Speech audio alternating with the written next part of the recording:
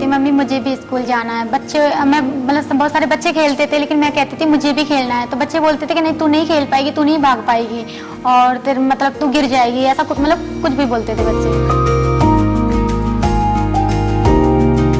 तेरा बाप ही दुश्मन था, तो इसमें मैं क्या कर सकती हूँ बेटा, कोई बात नहीं, तू नहीं खिला रहे हैं कोई बात नहीं, मैं तेरे लिए खिलौने लेके आती हूँ ना, तू इनसे खेल, मैं तेरे साथ खेलूंगी। मतलब मेरे साथ ऐसा कभी नहीं हुआ है कि मैं यहाँ ना जाऊँ, कि मैं इससे ना बात करूँ कि लोग क्या कहेंगे, मुझे इस चीज़ का कोई फर्क पड़ा ही नहीं। तो ऐसे मैं मम्मी के साथ जाती थी तो एक दूसरे को लड़के दिखाते थे, अरे देख देख देख उसको देख उसको देख, तो मैं रुकती थी, मैं कि आपको देखना है मैं अपने घर चलूँ क्या।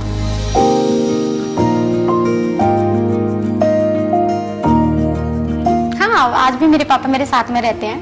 कहते हैं मुझ पे कोई, देखो कहते हैं ना कि मतलब बहुत सारे लोग मुझे सवाल करते हैं कि तुमने अपने पापा को सजा क्यों नहीं कराई, तुम्हें नफरत क्यों नहीं है। तो मेरा एक मानना रहा है कि पाप से नफरत करो ना कि पापी से, जो उन्होंने गलत किया है मुझे उससे नफरत है ना कि अपने पापा से।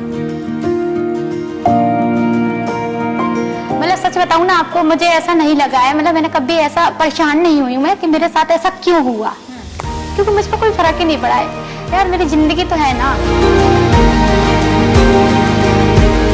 मतलब बहुत सारी दिक्कतें आई थी जब हमने शुरू किया था, और शुरू में कहते 1-1.5 साल नहीं चला था, लोग आते थे बाहर से ही, मतलब शक्ल देखते थे तुरंत लौट जाते थे, लेकिन फिर भी हम कंटिन्यू करते रहे कि कब तक लोग नहीं आएंगे।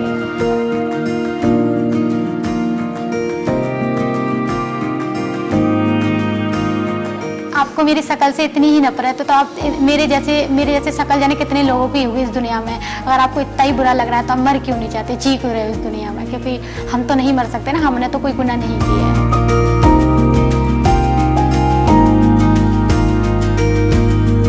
सुपने भी सन ते रीझां भी बथेरियां, सब कुछ उड़ा के लै गईयां वक्त दियां हनेरियां।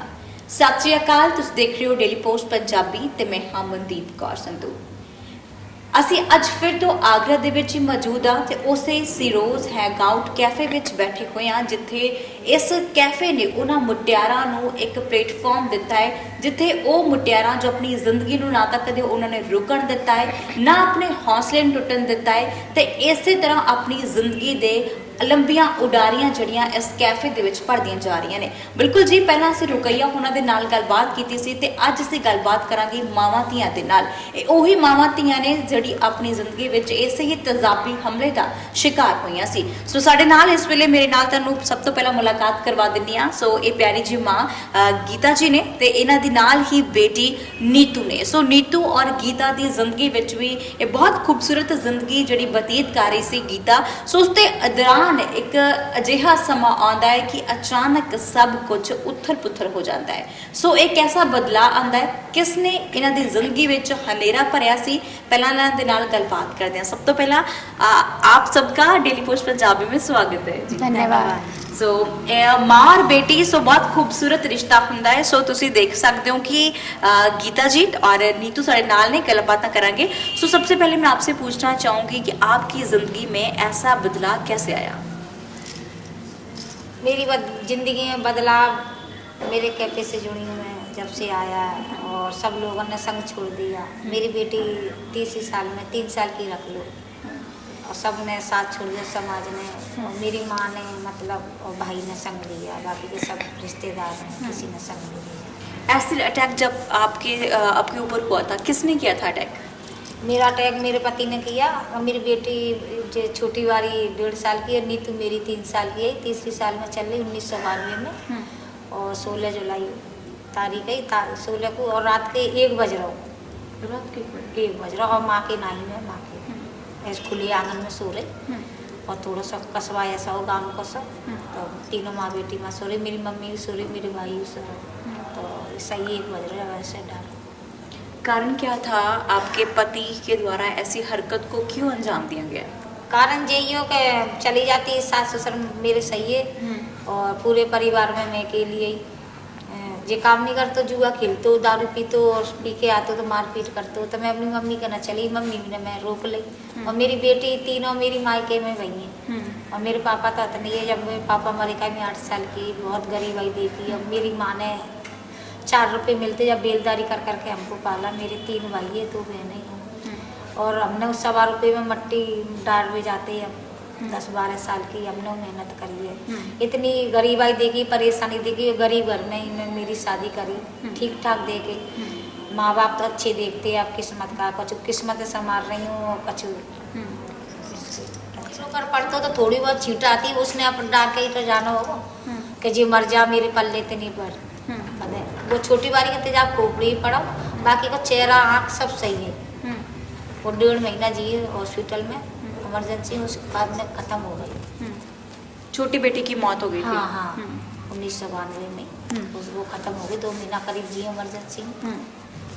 जी बिल्कुल जी, ਜ਼ਰੂਰ ਇੱਕ ਵਾਰ ਦੱਸਣਾ ਚਾਹਾਂਗੇ ਕਿ 16 ਜੁਲਾਈ 1992 ਦੀ ਉਹ ਘਟਨਾ ਜੋ ਕਿ ਇਹਨਾਂ ਦੇ ਲਈ ਜ਼ਿੰਦਗੀ ਵਿੱਚ ਇੱਕ ਕਾਲੀ ਰਾਤ ਵਜੋਂ ਆਈ ਸੀ। ਮਾਂ ਆਪਣੇ ਬੱਚਿਆਂ ਨੂੰ ਬੁੱਕਲ 'ਚ ਲੈ ਕੇ ਸੌਂ ਰਹੀ ਸੀ ਤਾਂ ਉਸੇ ਹੀ ਦੌਰਾਨ ਇਹਨਾਂ ਦਾ ਪਤੀ ਹੀ ਆਉਂਦਾ ਹੈ, ਇਹਨਾਂ ਦੀ ਜ਼ਿੰਦਗੀ ਵਿੱਚ ਹਨੇਰਾ ਲੈ ਕੇ ਆਉਂਦਾ ਹੈ। ਉਸੇ ਹੀ ਦੌਰਾਨ ਮਾਂ ਬੱਚੀਆਂ ਆਪਣੀ ਮਾਂ ਦੀ ਗੋਦ ਵਿੱਚ ਸੌਂ ਰਹੀਆਂ ਸਨ ਤਾਂ ਉਹ ਐਸੇ ਰੂਪ ਦੇ ਵਿੱਚ ਆਇਆ ਤਾਂ ਉਹਨਾਂ ਨੇ ਤੇਜ਼ਾਬੀ ਹਮਲਾ ਇਹਨਾਂ ਦੇ ਉੱਪਰ ਕੀਤਾ। ਤਾਂ ਇਹਨਾਂ ਦਾ ਫੇਸ ਜਿਹੜਾ ਚਿਹਰਾ ਤੁਸੀਂ ਸਾਫ਼ ਦੇਖ ਸਕਦੇ ਹੋ ਕਿ ਚਿਹਰਾ ਵੀ ਝੁਲਸ ਗਿਆ ਸੀ। ਛੋਟੀ ਬੱਚੀ ਸੀ, ਕਰੀਬ 1.5 ਸਾਲ ਦੀ ਸੀ, ਉਸ ਦੀ ਤਾਂ ਮੌਤ ਹੋ ਗਈ ਸੀ। ਪਰ ਨੀਤੂ ਉਸ ਦੌਰਾਨ 2.5 साल ਦੇ ਸੀ। सो नीतू ਨਾਲ ਗੱਲ ਕਰਾਂਗੇ। नीतू, जब आपके आप बहुत छोटे थे तब आपको तो नहीं पता होगा कि आपके साथ क्या हुआ। जब आप बड़े होने लग गए तो आपके चेहरे पे आपने देखा कि ऐसे दाग क्यों है? हाँ मतलब जैसे कि मैं समझदार हो रही थी तो मतलब सबसे पहले तो मैंने मतलब वहाँ से पता चला मुझे कि बच्चे स्कूल जाते थे। तो मैं मम्मी से कहती मम्मी मुझे भी स्कूल जाना है। बच्चे मैं मतलब बहुत सारे बच्चे खेलते थे लेकिन मैं कहती थी मुझे भी खेलना है। तो बच्चे बोलते थे कि नहीं तू नहीं खेल पाएगी, तू नहीं भाग पाएगी और तेरे मतलब तू गिर जाएगी, ऐसा कुछ मतलब कुछ भी बोलते थे बच्चे। तो कोई नहीं, फिर मैं मम्मी से बोलती थी आके मम्मी मुझे इनके बच्चे भी नहीं खिला रहे हैं, मम्मी मैं पढ़ने भी नहीं जाती हूँ, ऐसे क्यों। तो फिर मेरी मम्मी ने बोला कि मतलब एकदम परेशान होकर बोल रही थी कि बेटा तेरा बाप ही दुश्मन था, तो इसमें मैं क्या कर सकती हूँ बेटा, कोई बात नहीं, तू नहीं खिला रहे हैं कोई बात नहीं, मैं तेरे लिए खिलौने लेके आती हूँ ना, तो इनसे खेल, मैं तेरे साथ खेलूंगी। ये सब था। मेरी मम्मी मतलब बोलती थी मेरे साथ, तो फिर ठीक है मैं नॉर्मल हो जाती थी थोड़ी देर में कि हाँ ठीक है कोई नहीं खिला रहा है, कोई नहीं, मैं अकेली खेलूंगी घर में। तो फिर वही था। फिर धीरे धीरे और भी बड़ी हो रही तो फिर लोग मुझे कमेंट करते थे कि मतलब इसकी शक्ल देखते तो खाना भी नहीं अच्छा लगता है और मतलब ऐसे क्यों हुआ ये वो। तो मतलब अगर मैं सुनती थी तो मैं बोलती थी कि अगर आपको मेरी शक्ल से इतनी ही नफरत है तो आप मेरे जैसे शक्ल जाने कितने लोगों की होगी इस दुनिया में। अगर आपको इतना ही बुरा लग रहा है तो आप मर क्यों नहीं चाहते, जी क्यों रहे उस दुनिया में, क्योंकि हम तो नहीं मर सकते ना, हमने तो कोई गुनाह नहीं किया है। हाँ, अब लोगों को ऐसा बोलते थे।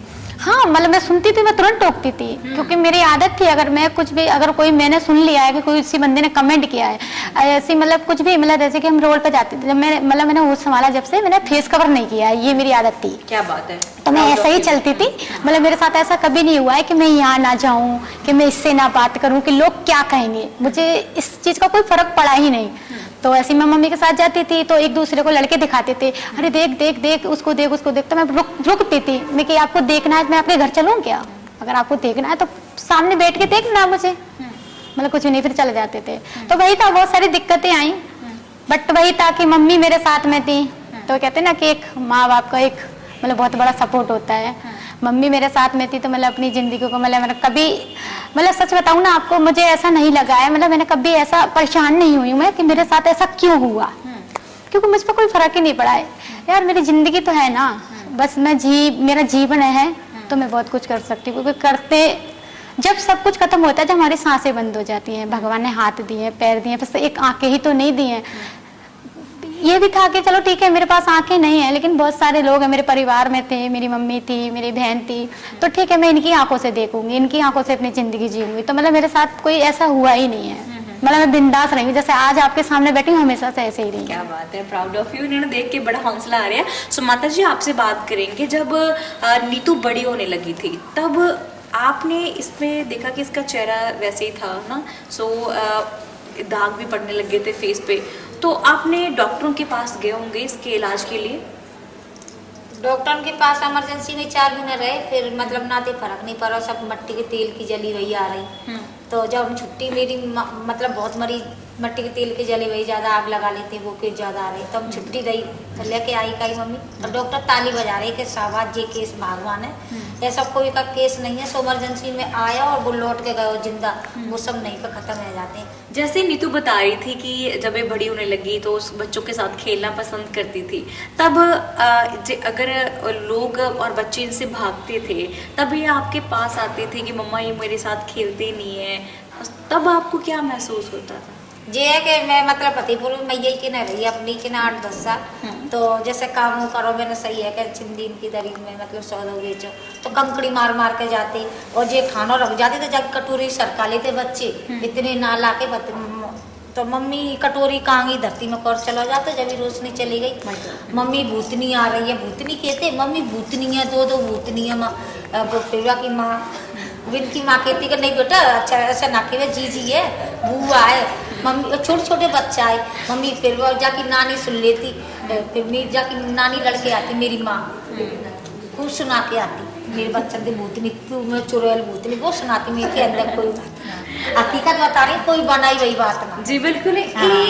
ओ वाकई इट्स द सिरोज, इन्होंने अपना नाम इस कैफे का रखा ना हीरो, ये वाकई रियल है वो हीरो ने जिन्होंने ਅਸੀਂ मिल रहे ਆ। सो बहुत सारे लोग ने जो अपनी जिंदगी तो छेती हार जाते ने, मरण ਵੱਲ ਜਾਂਦੇ ਨੇ, पर ये कहते कि सानू इतना लोग कहते सी, ਅਸੀਂ ਤਾਂ जिस तरह नीतू दस रही थी कि मैं तो लोगों को खरियां खोटियां सुनाती होंगी सी। सो एक बार फिर तो नीतू नाल गल करते हैं। नीतू जब आपको लोग बोलते थे तब आप उनसे झगड़ते थे कि आप ही मर जाओ मैं क्यों अपना फेस कवर करूं, है ना? सो तब आप बड़े होने लगे, आपकी रोशनी आंखों की नहीं थी पर आपको पढ़ना पसंद था। जी बोलिए। हाँ मेरे को पढ़ना पसंद था, मेरे को आज भी पढ़ना पसंद है, बट आज भी मैं इंग्लिश सीख रही हूँ। मतलब बहुत कुछ आ गया था मुझे इंग्लिश में, लेकिन 7 महीने 8 महीने हम घर में रहे तो वो भूल गई हूँ अभी, लेकिन मैं फिर से दोबारा उसको अपनी को कंटिन्यू करूँगी इंग्लिश को। कोविड-19 चल रहा सी जिस करके सिरोज कैफे भी बंद रहा सी, जिस दौरान हुण हालात फिर तो सुधरने शुरू हो गए, तो फिर तो कैफे ओपन होया, ये वापस आए ने, फिर तो पढ़ाई इन्हां दी शुरू हुई है। सो बहुत वड्डा उपराला जिहड़ा कीता जा रहा है कैफे दे वल्लों, इन्हां सब नूं जिथे जिथे इन्हां नूं मौका दिता जा रहा है, सैलरी दिंदे ने कामकाज दी, उत्थे इन्हां नूं फ्री दे विच पढ़ाते भी ने। सो अगे गलबात इस तरह जारी रखते हैं। सुनीतू जैसे आप बताते हो कि आप बाजार जाते होते थे तब आप लोग आप पे कमेंट करते थे, है ना? तब आप जब कोई चीज़ लेने जाते कैसे बताते थे उन लोगों को हमें ये चाहिए यार, क्या कमेंट होते थे उन लोगों के? देखो मतलब मैं ये नहीं देखती थी कि कौन क्या कमेंट कर रहा है, बस मुझे अपने आप से मतलब था। मेरे साथ ऐसा भी नहीं रहा है कि मतलब मैं तैयार ना हूँ, कि मैं लिपस्टिक ना लगाऊं, कि मैं बिंदी ना लगाऊं। मेरे को सिर्फ इतना मतलब रहा है कि मुझे क्या करना है, क्योंकि अगर हम लोगों की बातों पर जाएंगे ना, करना क्या है हमें ये तय करना पड़ेगा। लोग तो बहुत कुछ बोलते हैं, अगर लोगों की बात में जाएंगे तो हम कुछ नहीं कर पाएंगे, क्योंकि जीवन ही फिर मतलब मेरा मानना ये है कि जिंदगी हमारी है, तो हमें लोगों के ऊपर नहीं जिंदगी जीनी चाहिए। अगर लोगों ने बोला कुछ अच्छा बोला तो हम खुश हो जाएं, अगर किसी ने दुख मतलब ऐसी कोई कमेंट किया जो हमें बुरा लगा है उस पर हम दुखी हो जाएं, तो फिर अपने हिसाब से हम कहाँ जिंदगी जी रहे हैं? फिर तो अपनी जिंदगी हमने दूसरों के हवाले कर दिया। अगर सामने वाला चाहेगा तो हम खुश हो जाएंगे, सामने वाला चाहेगा तो दुखी हो जाएंगे, तो क्यों होंगे? जिंदगी हमारी है, हमें क्या करना है? सामने वाला कह रहा है, अगर अच्छी चीज बोल रहा है तो उसको आप अपने दिमाग में उतारिए, अप्लाई कीजिए। अगर कोई बुरा कह रहा है तो इग्नोर कीजिए और आगे बढ़िए। जब आप बड़े हो गए तो आपको पता चला कि आपके फादर साहब ने आप पे अटैक किया था, है ना?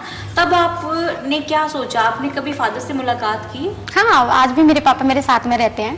कहते हैं मुझ पे कोई देखो कहते हैं ना कि मतलब बहुत सारे लोग मुझे सवाल करते हैं कि तुमने अपने पापा को सजा क्यों नहीं कराई, तुम्हें नफरत क्यों नहीं है? तो मेरा एक मानना रहा है कि पाप से नफरत करो, ना कि पापी से। जो उन्होंने गलत किया है मुझे उससे नफरत है, ना कि अपने पापा से। ठीक है, तो भाई था, मुझ पर कोई फर्क ही नहीं पड़ा है। शायद मैं अटैक से पहले जो आज कर रही हूँ, जो मेरे सपने हैं, इतने सारे लोगों से मिलती हूँ, मैं ऑस्ट्रेलिया भी घूम के आई हूँ, शायद मेरे साथ अटैक नहीं होता तो शायद मैं नहीं इतना कुछ कर पाती। लेकिन आज मैं बहुत कुछ कर रही हूँ, तो कुछ जो भी होता है अच्छे के लिए होता है। पर होता क्या है ना कि जब हमारे साथ में बुरा होता है तो हमें बुरा दिखता है, लेकिन उसके पीछे कुछ ना कुछ अच्छा छुपा रहता है। तो वही था कि मतलब ठीक है, जो होना था वो हो गया, लेकिन अब कुछ भी बदल तो नहीं सकता ना। मेरे दुखी होने से, उनको सजा कराने से, जेल कराने से कुछ नहीं बदल सकता। फादर साहब आपसे बात करते होंगे? हाँ, बात क्या बोलते हैं? कुछ नहीं बोलते, वो क्या बोलते हैं, ठीक है उनके एज भी हो गया है और क्या बोलते हैं मतलब जीवन जी रहे हैं अपना, कोई दिक्कत नहीं है, मतलब ठीक है, रह रहे हैं, मतलब मुझे उनसे कोई गिल्ट जैसे नीतू बता रही है कि आपके पति अब आपके साथ ही रह रहे हैं, तो क्या आप उनको माफ कर दिया, आपने मौका दे दिया? आपका इतना बड़ा दिल है। हाँ, मौका दे दिया मैंने कि जेल में चिट्ठी डाली। मैं बिल्कुल सच सच बात बता रही हूँ आपको।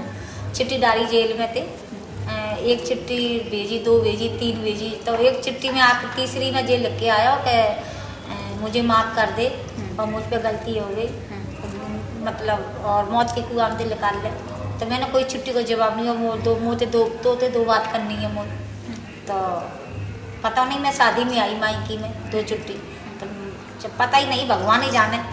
कमी में मैं शादी में आई तो इसे छोड़ के मामी के घर, और बहाने से मतलब मैं चली गई। मैं देख के तो मुझे गुस्सा आ रही था, मैं कि वो तो मिलवा चाह गई मैं जेल में, कहीं झूठ बोलूँ, सच बता रही हूँ आपको। जेल में गई तो पुलिस वहाँ खड़ी डरी वाके, और काम कर रहा हूँ वो चिनाई फिनाई को जो मकान बनाते भाई, और दाढ़ी बढ़ रही और कच्चा कर रहा घुटना, और पीरे पीरे से और खड़ुआ से डरे 2 पुलिस वाले। तो ऐसी बाउंड्री सी है रही, वो भाई ने बनाया, जो काम कर जानते हैं वो ही काम करते हैं वहाँ। तो मैं गई ऐसे ठड़ी है गई जे कुर्सी धरी का, तो वो देख के रोवे लगो लल्लू की तरह का, 2 दिन को लल्लू जैसे मम्मी आ गई ऐसा रोवे लगो। हाँ, मैं गई आके मैं खूब अच्छी जैसे रेत का ही बढ़िया गई, अच्छी तरह से गई, जाए छोड़ गई। मेरी जे कहना देवे कोई बात लड़ाई ना आ जाए, इसे छोड़ गई कि जो माँ गई जे वही हो गई, तो मैं इसे छोड़ गई। तो बोलो कि रो उठो, तो वो बाने कही पुलिस वाले थे कि जी जे मेरी पत्नी, तो बोले मैडम इधर आ गई। तो मैंने कि मैं नानी वाली बोली गया, तो बोलो ये मत गलती हो गई, इस पर मैं गलती है गई, गलती ऐसा गलती वही है, मैं गलत है, मैं यही बोली मैं गलत ही, मुँह मार दे तो ये तो जाकर खूना मेरी माँ ने तो ली दी दहेज में। एक बेटी मेरी मर गई, एक अंधी है भी जाके खातर। मैंने कही मुझे बचा ला, मैं तेने काम ऐसे करे ना कोर्ट बचावेगा, तो मैं तेने काई को बुलाई जे बता। तो वो माफ कर दे, रो इधर वो पुलिस वाले कह रहे मैडम मैं ना नहीं आ रही, मैंने कहा मैंने की मोज अब तो तेने चिट्ठी भेजी, अम्मा तो भेजी है, मैंने मेरे साथ तेरे माँ बाप बढ़िया है, बिना कहीं को तू जा जेल में बुलावे की सोच रहा। तो बोलो फिर वहाँ चिट्ठी भेजी, मतलब वहाँ जे भेजी वहाँ में कि तू मुझे नहीं बचाएगी तो मैं जेल में बिताऊँगा, नहीं छूट के, और सबन के ऊपर तेरी माँ के ऊपर भाई के ऊपर डाल दूँगा, तब मैं फिर मरूँगा, तेरा दिया फिर जेल में रखी हो। मैं डर गई, मुझे कोई जवाब सपोर्ट मिल रहा। अब मेरे पीछे बहुत लोग हैं, कोई बात है जाकर कोई बात हो तो मैं बताइए, जब मेरे पीछे कोई नहीं हो। और इसलिए मैंने केस वापस ले लिया कि जब मेरी पत्नी पे अपने बच्चों पे कर सकता, मेरी माँ और भाई तो बहुत दूर है, उनकी बचाई में आज बच रही हूँ। उसके बचाव के मारे चाहे तो मजबूरी समझ लो चाहे कैसे हो, तो मैंने केस वापस ले लिया। का मन में आ गई, फिर मैंने कह दी तो भगवान सजा दे रहेगा, और मैं तो बचा लूँगी, बाकी लाठी में दम है, मेरी में दम ना ने, बाकी मारे तेरी आवाज़ में लिख रहेगी। मैंने ऊपर वाले के ऊपर छोड़ा, राजीनामा कर लो, साल भर सही रखी, और भैया फिर अपनी औकात पे आ गए, मारपीट कर वो। अब भी करते हैं? अब नहीं, जब केस मतलब वापस ले लो, 1 साल सही रखी, एक दूसरी साल में फिर मारपीट। तो मैं कह रही थी तो जब तो मतलब तेने हाथ मिनती जोड़े, तो बोला मेरे उमरिया दब रही, फिर मैं करनी पड़ी, मजबूत पड़ी, करते बाहर गई काम करवे, फिर मैंने बंद करा जी। फिर मतलब अब जे जाके मार खाती रही डर के मारे भैया की, अब उल्टी मारते, अब वो खुद डरता है, छो डरे हैं अब हम। बिल्कुल बिल्कुल अब नहीं डरती हूँ। बहुत बढ़िया बात है। सो बिल्कुल जी, ਇਹਨਾਂ ਨੇ ਇਹ ਗੱਲ ਆਖੀ ਹੈ ਕਿ ਜਿਸ ਤਰ੍ਹਾਂ ਉਹਨਾਂ ਨੂੰ ਫਿਰ ਤੋਂ ਮਾਫ ਕੀਤਾ ਗਿਆ ਜੇਲ੍ਹ ਦੇ ਵਿੱਚ, ਉਹ ਇਹਨਾਂ ਦੇ ਅੱਗੇ ਗਿੜਗੜਾਏ, ਰੋਏ ਕਿ ਮੈਨੂੰ ਮਾਫ ਕਰ ਦਿਓ। ਇਹਨਾਂ ਦਾ ਕਿੰਨਾ ਵੱਡਾ ਦਿਲ ਸੀ ਕਿ ਆਪਣਾ ਪੂਰਾ ਚਿਹਰਾ ਜਿਹੜਾ ਸੀ ਇਹਨਾਂ ਦਾ ਸੜ ਚੁੱਕਾ ਸੀ, ਜ਼ਿੰਦਗੀ ਬੇਟੀ ਦੀ ਵੀ ਜਿਹੜੀ ਹਨੇਰਿਆਂ ਭਰੀ ਬਤੀਤ ਹੋ ਰਹੀ ਸੀ, ਤਾਂ ਫਿਰ ਵੀ ਵੱਡਾ ਹੌਸਲਾ ਸੀ ਇਹਨਾਂ ਦਾ ਕਿ ਆਪਣੇ ਪਤੀ ਨੂੰ ਮਾਫ ਕੀਤਾ। ਜੇਲ੍ਹ ਦੇ ਵਿੱਚੋਂ ਆ ਕੇ ਫਿਰ ਤੋਂ ਉਸਨੇ ਅਜਿਹੀਆਂ ਹਰਕਤਾਂ ਸ਼ੁਰੂ ਕਰ ਦਿੱਤੀਆਂ, ਪਰ ਹੌਸਲਾ ਇੰਨਾ ਵੱਡਾ ਸੀ ਕਿ ਹੁਣ ਇਹ ਕੁੱਟ ਨਹੀਂ ਖਾਂਦੇ, ਬਲਕਿ ਜੇਕਰ ਉਹਨਾਂ ਨੂੰ ਕੁਝ ਕਹਿੰਦੇ ਤਾਂ ਉਹਨਾਂ ਨੂੰ ਡਾਂਟਦੇ ਵੀ ਆ। ਅੱਜ ਤੁਸੀਂ ਆਪਣੇ ਫਾਦਰ पंजाबी इन्हों समझ नहीं आता, हिंदी फिर तो मैंने बोलनी पैनी है। सो हनी तो आपसे बात करेंगे, जैसे अब आपके फादर साहब हैं जो अभी भी आपसे बात करते हैं, आपकी माँ बता रही थी कभी कभी वो फिर से आपको डांटने लग जाते हैं या मारने पीटने लगते हैं, तब उनको आप क्या बोलते हो? अब ये तो नहीं बता सकते, नहीं गुस्से में तो कुछ भी निकल सकता है।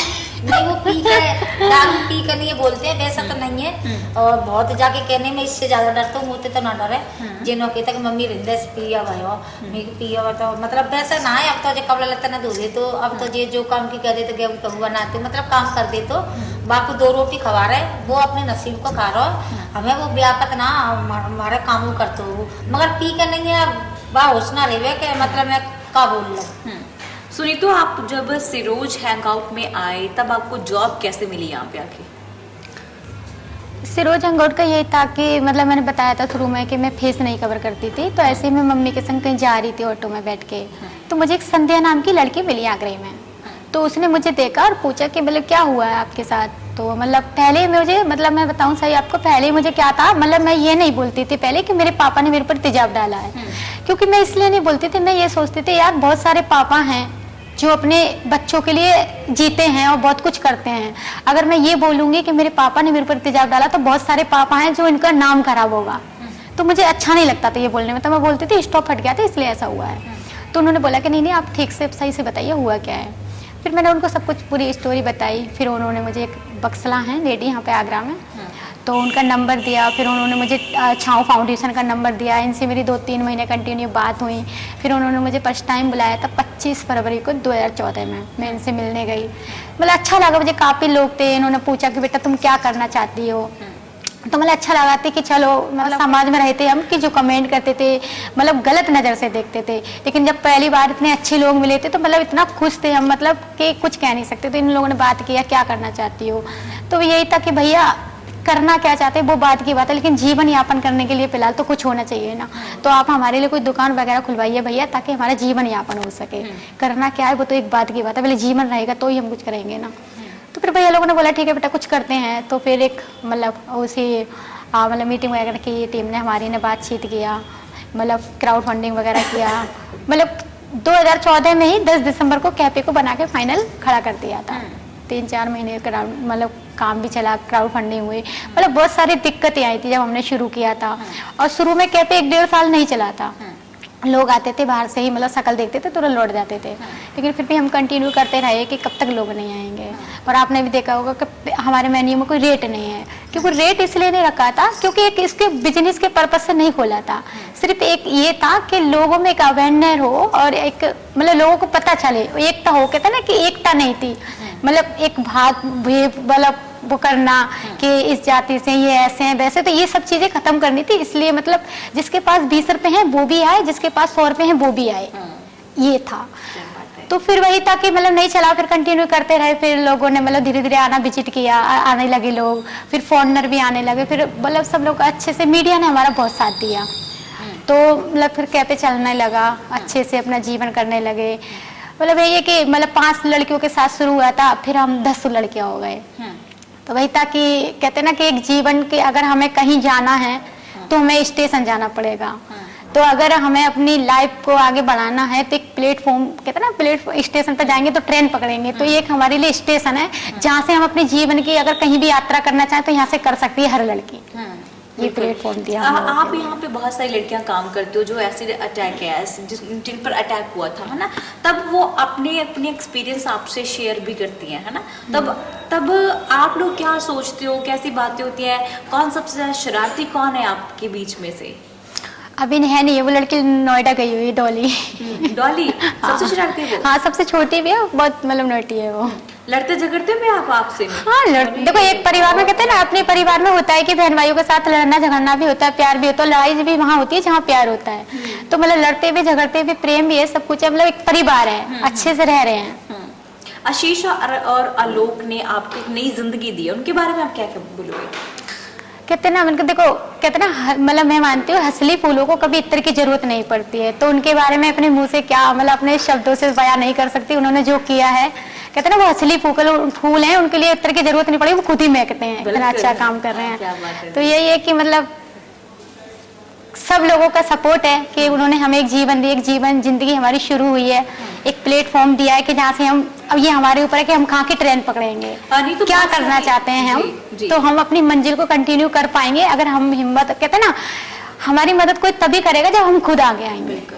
तो तो ये अच्छी बात थी कि इन लोगों ने हम लोगों के लिए इतना मतलब एक नींव लगाई है। अब हम सब लोगों के ऊपर है कि इसको हम कितना मजबूत करेंगे और जितना हम मजबूत करेंगे उतने ही अच्छे से हम अपने जीवन यापन को कर पाएंगे सब लोग। जितनी लड़कियां पे आप काम करती हो, अभी अपनी ज़िंदगी अच्छी गुजर रही है, बहुत सारी लड़कियां ऐसी भी हैं जो कैमरा के सामने नहीं आती, जो ऐसे ही एसिड का अटैक शिकार भी हुई है ना। सो वो लड़कियां जहाँ तो बहुत जल्दी ज़िंदगी की जंग को हार जाती हैं, जहाँ वो लड़कियां खुद को ख़त्म कर लेती हैं, जब बाहर ही नहीं निकलती। बहुत सारी लड़कियां ऐसी हैं जो आपके जैसी हैं, तो उन लोगों के आप क्या बोलना चाहते हो, लड़कियों को क्या कहना चाहते हो?